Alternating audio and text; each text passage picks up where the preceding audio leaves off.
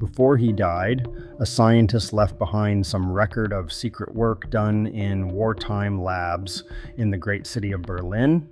We'll set out what he said, the people he mentioned, and where the work took place. But what if those studies weren't just about saving pilots, but about something far darker, buried deep beneath Berlin's ruins? Last words of the scientist. In the months before his death, Hubertus Strughold gave written and recorded statements to Allied investigators. He met with examiners and answered questions about the work of the Institute for Aviation Medicine in Berlin. He named colleagues, described meetings, and listed projects his staff pursued during the war. He denied ordering any killings. He described technical studies in aviation medicine and supplied lab reports that he said came from standard research programs. Strughold told investigators that his institute studied low pressure, oxygen loss, and human responses that affect pilots. He explained how researchers tested pressure chambers and measured the effects of cold exposure. He shared how the machines were built to simulate high altitude. He named the project doctors and the engineers who made parts for the devices. Those names include Sigmund Rascher, Hermann Becker-Freising, Siegfried Ruff, and Oskar Schroeder. British military police held Strughold under supervision in Göttingen during part of the initial investigation. United States Army investigators later reviewed his papers and interviewed him again. Staff connected to the Nuremberg doctor's trial listed his documents among the materials to be examined. The trial files also include testimony from witnesses such as G.A. Weltz, who described plans for low-pressure tests at Dachau concentration camp in late 1941 and 1942. Strughold produced conference minutes, letters, and technical sketches. These papers showed meeting agendas and lists of experiment topics. They linked Berlin researchers to designs for portable low-pressure chambers and to methods for freezing and rewarming. He provided letters that named engineers who built parts and workshop sites in Bavaria. Allied examiners added those items to the case files. Investigators compared Strughold's documents to camp records. They found overlap between items in Berlin books and equipment logs located at Dachau and at military workshops. Transport memos traced how heavy devices moved from city workshops to field testing sites. Trial exhibits later displayed technical drawings alongside shipment lists. Those items helped establish a chain of custody for equipment used in human experiments. Strughold described a professional hierarchy. He said research directors set goals, project physicians designed tests, engineers built devices, and camp medical personnel managed prisoners at test sites. He pointed to Rascher and Becker-Freising as physicians who oversaw experiments at Dachau. He said his role was mainly technical coordination and that field procedures were handled by camp doctors and guards. In his statements, Strughold mentioned the Brandenburg Euthanasia Center and transfers of patients in 1943. He named a Berlin laboratory that recorded oxygen deprivation tests on children moved from Brandenburg. Those entries include dates, transport notes, and short medical entries that list oxygen reduction experiments. The German Society of Air and Space Medicine later reviewed these files.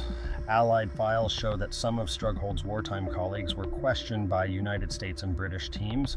Operation Paperclip teams and researchers at Camp Dietrich and Operation Alsos examined technical papers and copied files. The handling of German medical experts after the war influenced which records remained in national archives and which were used for Allied research projects. When examiners asked about deaths, Strughold got the courage to open up. He acknowledged that some test subjects died during or after experiments. He said some records in his files lacked full context. He wrote that his institute focused on physiological limits and on equipment design, while camp physicians and SS medical staff managed prisoners at testing sites. That distinction appears in his letters and in the memorandum prepared by Nuremberg investigators that lists the names of persons and entities connected. Witness testimony at the Nuremberg doctor's trial described procedures used in camps. Witnesses detailed high altitude simulation, cold water immersion, and rewarming trials. They named physicians who administered tests and engineers who supplied equipment. The trial transcript contains statements from technicians who built pressure chambers and from camp staff who oversaw subjects. Strughold's papers and the trial files reached a public audience in later years. University libraries, the United States National Archives, and the Federal Archives in Germany hold reports, correspondence, and technical drawings linked to his institute. The German Society of Air and Space Medicine published findings that included transfers and experiments, including oxygen deprivation tests on children. Strughold continued to provide copies of reports and to answer questions from investigators and academics until late in life. His final written statements left a detailed trail: names of project doctors, descriptions of experiments, meeting minutes, and information on equipment movement. These items allow researchers to trace links between the Institute for Aviation Medicine in Berlin, the engineers who built pressure chambers, the doctors who ran tests at Dachau concentration camp, and the transport networks that move machines and files across the country. Among the materials are laboratory files, autopsy reports, transport invoices, and photographs of machines. Some of Strughold's named colleagues faced trial at the Nuremberg doctors' trial. Others later worked with Allied research programs. These different outcomes shaped which papers stayed public and which remained in restricted files for years, affecting how historians read the record. They are still being studied. He died in San Antonio, Texas on September 25th, 1986. The papers he left behind remain in public collections. The last records he gave to investigators are part of the archive that scholars use to name people, places, and the methods applied during wartime aeromedical studies. They record who was involved, where projects took place, and how equipment and files moved across Germany during the war. But what if those records were only part of the story? Could there be hidden experiments buried deeper beneath Berlin's ruins? The underground labs in Berlin. Berlin had many basements, shelters, and wartime bunkers that housed people, files, and equipment. The Reich Air Ministry owned large basement rooms under its buildings. The Luftwaffe used technical buildings in the city for medical study and for storage. The Institute for Aviation Medicine in Berlin kept laboratory space and secure parts of the city. When bombing rose, staff moved fragile machines and documents into stronger underground rooms. The area known as the Führer Bunker and nearby air raid shelters served as protection for senior leaders and for important materials. Architects and engineers built reinforced rooms with concrete and steel. Staff in charge of research organized the transfer of heavy devices such as pressure chambers and refrigeration units into safe basements. These moves required trucks, cranes, and technical teams from military workshops. University laboratories also played a role. The physiological departments at the University of Berlin and the medical faculties provided space for experiments. Professors and laboratory technicians used existing rooms and sometimes shifted work to basements to avoid damage from air raids. The Luftwaffe arranged access to university workshops and to civilian engineers when it needed parts and tools. Outside central Berlin, some equipment was moved to rural workshops and castles. Kransberg Castle was linked to military supply networks that could move parts to and from laboratories. Transport records show lists of machine parts and workshop invoices that trace movements between Berlin and Bavarian workshops, and field testing locations, camps, and medical centers also appear in the files. Dachau concentration camp served as a place for human tests in which equipment from city workshops was used. Sachsenhausen and Natzweiler were other sites where medical trials took place. Staff planned tests in Berlin, prepared devices in city workshops, and then shipped equipment to the camps. Trains and military vehicles made these moves and kept paperwork such as shipping lists and delivery notes that named parts and the persons who handled them. The Brandenburg Euthanasia Center appears in transport papers. Records show that some children and patients moved from that center to laboratories in Berlin. files record dates and transport details for those transfers. The files also include laboratory entries that describe oxygen reduction testing that took place in the city.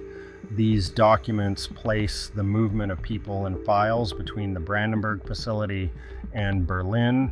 Engineers and technicians who built pressure chambers and refrigeration units belonged to people tied to the Luftwaffe. Some technicians came from aircraft workshops. Others worked in private firms that supplied parts. Names of engineers appear in workshop invoices and in witness statements. Those names help link machines to the teams that assembled them and to the laboratories where staff used them. When staff moved equipment to underground rooms, they often kept lists and labels. Technical drawings and parts lists accompanied the devices. Trial exhibits later included those drawings. The drawings show dimensions and bolt patterns that match parts and shipment files.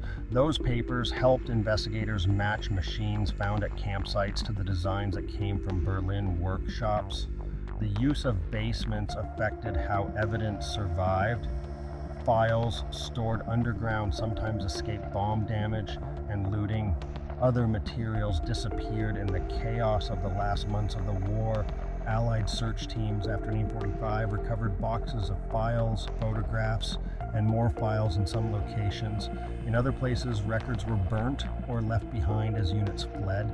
Photographs taken by Allied forces and by later documentary teams show chamber parts, control dials, and metal frames that match diagrams in laboratory reports. Those images appear in museum collections and national archives. Curators and historians use them to match written records to physical remains of equipment. Military and civilian records show that staff in Berlin worked to keep projects running despite the danger. They organized shifts, guarded equipment, and kept logs of tests. Camp files report delivery dates. Those entries often name the field physician who accepted the shipment and the workshop that made the device. The geography of wartime research links specific addresses and buildings, the Institute for Aviation Medicine in Berlin, the Reich Air Ministry basements, University Physiology departments, Kranzberg Castle, and the camps Dachau, Sachsenhausen, and Natzweiler form a map of laboratories, storage, and field testing. Those names appear across transport files, trial exhibits, and technical details. In many cases, wartime staff tried to protect valuable items. Engineers removed parts and stored them in crated boxes. Medical staff wrapped files and stored them in metal containers. When Allied teams examined recovered material, they found layered labels, delivery stamps, and signatures that showed how devices and files had moved. These marks helped investigators trace chains of custody. The records show planning and logistics as much as science. Commanding officers signed movement orders, workshop foremen wrote invoices, laboratory chiefs sent memos that asked for spare parts. Those everyday documents reveal a continuous flow of material and names that tie Berlin to field tests and to campsites. That chain links the city to the places where human trials took place. The paper trail in workshops and in military depots names the staff, the machine parts, and the delivery routes. Those items let historians and investigators follow how devices move from Berlin basements to testing locations outside the city. The documents place people and machines at known locations and provide the factual basis for tracing wartime research that used both city laboratories and camp facilities. But what if those cold clinical records hid something far darker?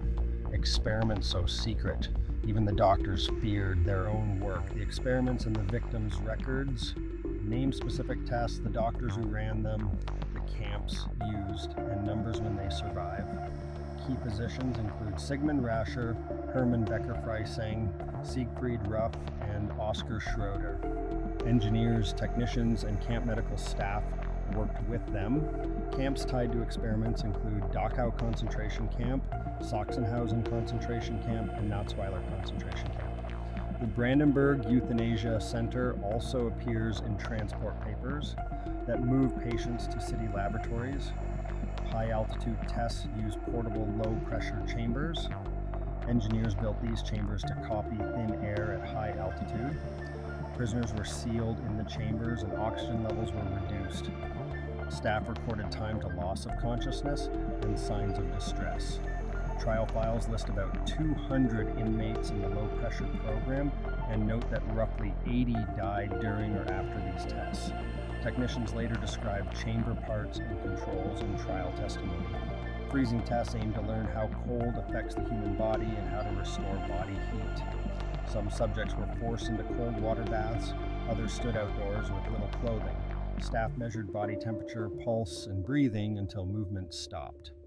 Rewarming methods tested hot baths, heated rooms, and wrapping in blankets. Test logs show the time to critical temperature and the revival methods tried. Many inmates took part, and many did not survive the experiments. Epidemic jaundice studies sought to study liver illness and possible treatments. Records from Sachsenhausen and Natzweiler list groups of prisoners tested for jaundice symptoms and treatments. Hermann Becker-Freising appears in documents tied to epidemic jaundice work. Medical notes list dates, camp assignments, and treatment responses. Some parts of these files were used in the Nuremberg medical case. Malaria and typhus trials used infected insects and controlled exposure. Prisoners were infected with malaria by mosquito bites under medical supervision. Doctors recorded fever patterns and blood test results. Records list the names of doctors, nurses, and assistants who managed treatments and recorded results. The files include medicine names and dosage details used in trials. Sterilization work used surgical and chemical methods. Surgeons performed cuts, and doctors injected chemical solutions that aimed to stop reproduction. Operation details from camp hospitals show which surgical teams assisted. Victim lists include women from occupied countries who were brought for these procedures. Records show many survivors suffered complications after the operations. Other experiments forced ingestion or injection of solutions. Some reports list salt water given by mouth or by syringe. Medical logs record amounts and reactions. One wartime laboratory note names a drug called Berketit, used in trial groups. The files treat these trials as attempts to measure bodily responses under stress and to record data for military use. Children and patients moved from the Brandenburg Euthanasia Center appear in transport logs. The papers show dates when children left Brandenburg and when they reached Berlin laboratories. Some laboratory entries record oxygen reduction tests on children.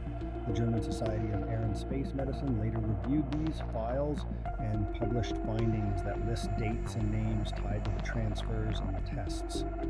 Autopsy reports and laboratory files were entered the court exhibits.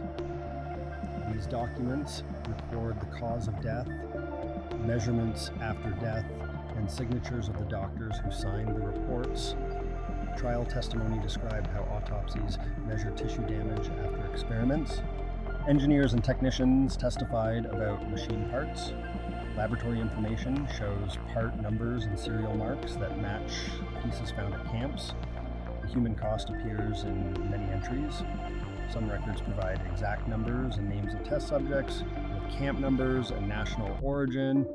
Other files are fragmentary, where full names survive. Records record the identity and camp number. Where names vanish, the files still link the type of test and the camp location. These links help historians identify which doctors ran which tests at specific sites. Many named doctors faced legal action. Sigmund Rescher was arrested and died in Fort Eva. Hermann Becker-Freising and Siegfried Ruff appear in post-war investigations and court files. Kurt Blom was questioned for work tied to biological projects. Some staff were convicted at the Nuremberg medical trials. Other personnel were not tried or later worked with Allied research programs. Those differing outcomes changed which files entered public archives. Routine documents show how tests were run. Staff wrote test logs, labeled samples, and kept transport lists for machines. They set test schedules and kept delivery notes for workshop parts. Those routine papers became court exhibits and provided specific dates, methods, and the names of the people who ran each experiment. Camp records and trial transcripts place responsibility in named hands. Files list the doctors who made decisions, the engineers who built equipment, and the guards who brought prisoners to the laboratories. Combining these sources allows a factual reconstruction of the experiments and identifies the main actors, the methods used, and the locations where the tests took place. Records also show the national origin of many victims, lists names of Polish civilians, Soviet prisoners of war, Romani, men and women, and prisoners from other occupied countries. Some trial information gives the prisoner's number alongside the name and the country of origin. After some tests, camp records indicate that inmates who survived were later executed by SS guards or transferred to other units where they died. Technical drawings, workshop invoices, and delivery stamps in the files match chamber parts to specifications. But even with all these details, one chilling question lingers. What hidden truths did the official records choose to leave out? What the records show, the documentary and trial record, rests on court files, military reports, and later archive reviews. The Nuremberg Doctors' Trial produced transcripts and exhibits that name people, places, and methods used in wartime medical work. Those transcripts include witness statements from engineers, camp staff, and physicians who planned or carried out tests. Court exhibits contain technical drawings, transport lists, and laboratory details that show how devices were made and moved. After the war, Allied teams searched for documents and copies of papers. Teams such as Operation Alsos and the investigators who worked with Camp Dietrich collected technical files and questioned German specialists. Operation Paperclip later drew attention to many German scientists who had wartime research records. The movement of those papers into Allied hands changed which files entered public archives and which files remained restricted for years. Archive reviews, decades later, added material that helped connect names to places. The German Society of Air and Space Medicine examined wartime files and found entries that tied Berlin laboratories to transfers of patients from the Brandenburg Euthanasia Center. Researchers in national and municipal archives found shipment records from workshops, delivery stamps on boxes, and lists of machine parts. Those records helped place specific devices at camp locations and in city basements where staff had moved them for protection. The United States National Archives and Records Administration and the Federal Archives of Germany hold large collections of trial files, military reports, and copied technical papers.